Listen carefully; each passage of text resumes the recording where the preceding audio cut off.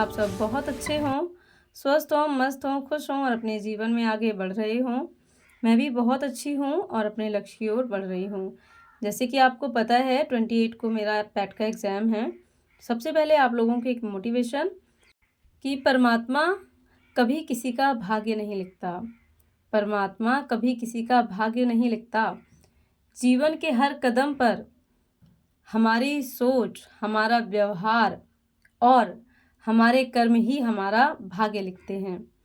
तो अपने कर्म, अपना व्यवहार और अपनी सोच अच्छी रखिए, लक्ष्य की ओर आप ज़रूर पहुंच जाएंगे। तो फ्रेंड्स, ये है मेरा दोपहर का समय और आप सबको पता है 28 को मेरा पैट का एग्ज़ाम है। तो उसके लिए मैंने लगभग सभी सब्जेक्ट को थोड़ा-थोड़ा सा टाइम देकर अपना सिलेबस जो है कंप्लीट करने की पूरी कोशिश की थी और काफ़ी अच्छा मैंने जितने भी डेज़ मेरे पास थे उसमें काफ़ी अच्छा मैंने सिलेबस पढ़ लिया है।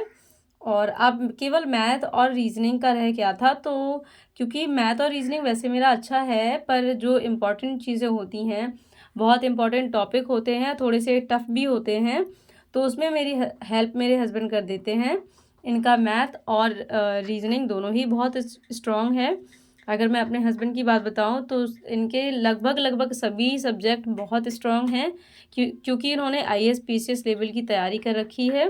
पर लक जिसको कहते हैं वो कहें या यूँ कहें कि इन्होंने आगे प्रिपरेशन जारी रखी ही नहीं, तो ये यहीं पर रह गए। और सबसे इम्पोर्टेंट चीज़ इनकी ये है कि ये मुझे बहुत सपोर्ट करते हैं, जहाँ कहीं भी मुझे हेल्प की ज़रूरत पड़ती है, पूरी हेल्प करते हैं और बहुत अच्छे से कॉन्सेप्ट क्लियर भी कराते हैं।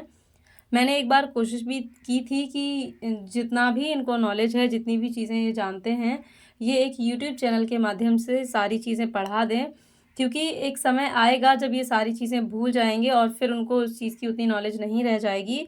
तो मैं चाह रही थी कि ये इनके पास जितनी भी नॉलेज है, जितना भी ज्ञान है, वो यूट्यूब के माध्यम से ये अपना वहाँ पर दे दें, तो जो भी चाहे उसका यूज़ भी कर सकता है या मुझे कभी नीड हो तो मैं उसका यूज़ कर सकूँ।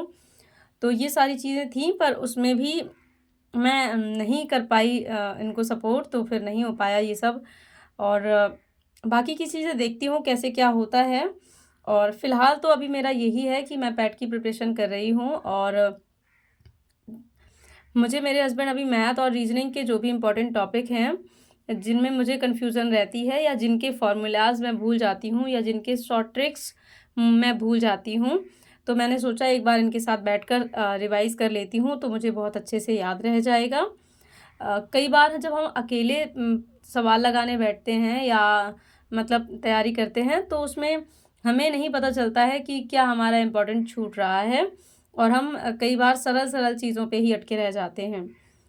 तो बस पढ़ाई करने के बाद फिर मैं आ गई थी, यहाँ पर कुछ कपड़े हैं जो कि मुझे धुलने हैं और आज सबसे इम्पोर्टेंट चीज़ ये है कि थर्सडे है, तो इसलिए मैं इन कपड़ों को नहीं धुलूँगी, क्योंकि मैं थर्सडे वाले दिन कपड़े नहीं धुलती हूँ साबुन से। तो इसलिए इन सबको एक बैग में भर के रख दिया है, क्योंकि ये बैग भी मुझे एक्चुअली धुलना है। तो इन सब कपड़ों को और इस बैग को मैं बाद में धोऊँगी, जब मैं एग्ज़ाम दे के वापस आ जाऊँगी। मैंने सिर्फ़ अपने ही कपड़े आज धुले हैं।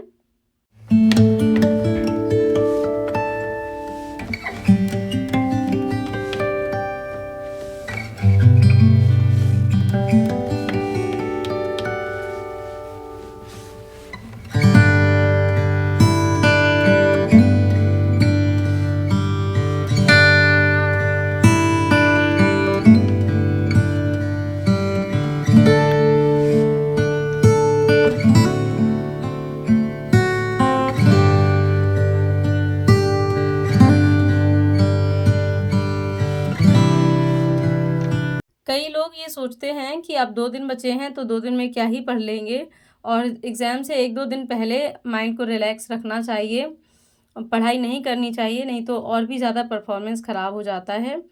ऐसी सोच कई लोगों की होती है और ये उचित भी है। ये उचित तब होता है जब हम पिछले कई दिनों से बहुत ज़्यादा तैयारी में लगे हुए होते हैं, तो हमें लास्ट के 1 से 2 दिन अपने आप को रिलैक्स ज़रूर देना चाहिए एग्ज़ाम से पहले, ताकि जो भी हमने पहले पढ़ रखा है उसको थोड़ा-सा समराइज़ किया जा सके और माइंड भी थोड़ा-सा रिलैक्स होता है।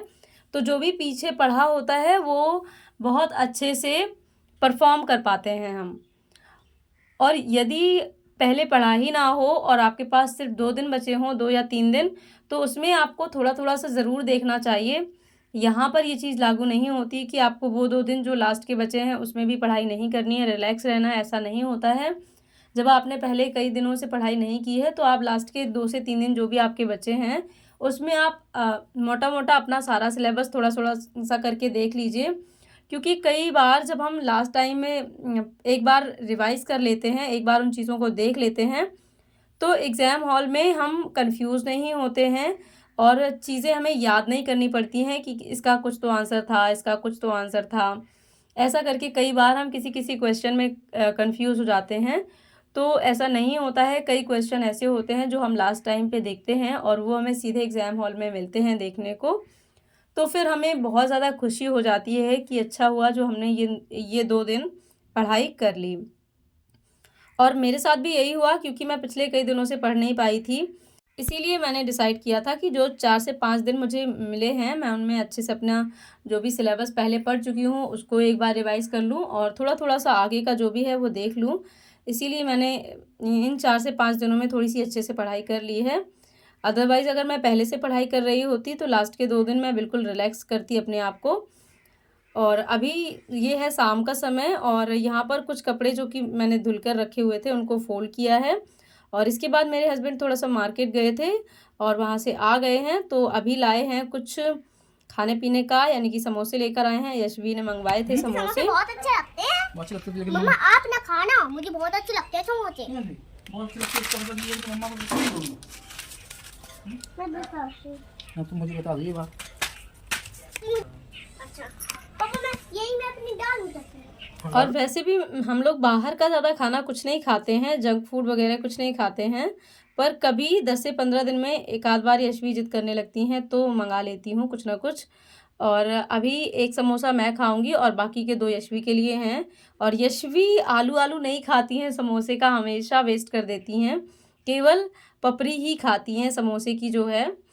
तो अब यहीं मैं उनको थोड़ा-सा समझा रही थी क्योंकि यशवी थोड़ा-सा जल्दीबाज़ी मचाने लगती हैं। और यहाँ तब तक मेरे हस्बैंड पालक जो लाए थे उसको कट कर दे रहे हैं। और ये इनकी सबसे अच्छी हैबिट है कि अगर मुझे पढ़ाई में ज़रूरत पड़ती है तब भी हेल्प करते हैं और काम में ज़रूरत पड़ती है तब भी। लेकिन मेरा ऐसा नेचर है कि मैं ऐसा कुछ भी ओवर काम नहीं देती हूँ अपने हस्बैंड को। और यहाँ केवल पालक इसलिए वो कट कर रहे थे क्योंकि शाम को ही कढ़ी बनानी है। और मैं समोसे खा सकूँ शांति से, बिल्कुल फ्री माइंड से, इसीलिए उन्होंने कहा कि पालक कट करने वाला काम वो कर देंगे और मैं आराम से समोसा खा लूँ बैठ के। क्योंकि अभी मेरा एग्ज़ाम भी है और मुझे पढ़ाई भी करनी रहती है, तो इसलिए इन दिनों मेरे हस्बैंड थोड़ी-थोड़ी सी मेरी हेल्प कर देते हैं, जैसे कि सब्ज़ी वग़ैरह कटिंग कर देते हैं और अपने कपड़े खुद से धुल लेते हैं। इतना काम अगर ये कर देते हैं अपना, तो मेरे लिए बहुत ज़्यादा रिलैक्सेबल हो जाता है, बहुत ज़्यादा टाइम भी मेरा थोड़ा-सा यहाँ बच जाता है। और फिर इसके बाद ये है रात का टाइम और अभी मैं खाना बना रही हूँ। रात का थोड़ी-सी रोटियाँ बनानी हैं और कढ़ी।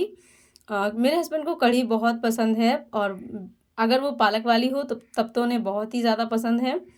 आप में से कितने लोगों को पालक पसंद है कमेंट सेक्शन में, पालक की कढ़ी पसंद है, ये आप कमेंट सेक्शन में बता सकते हैं।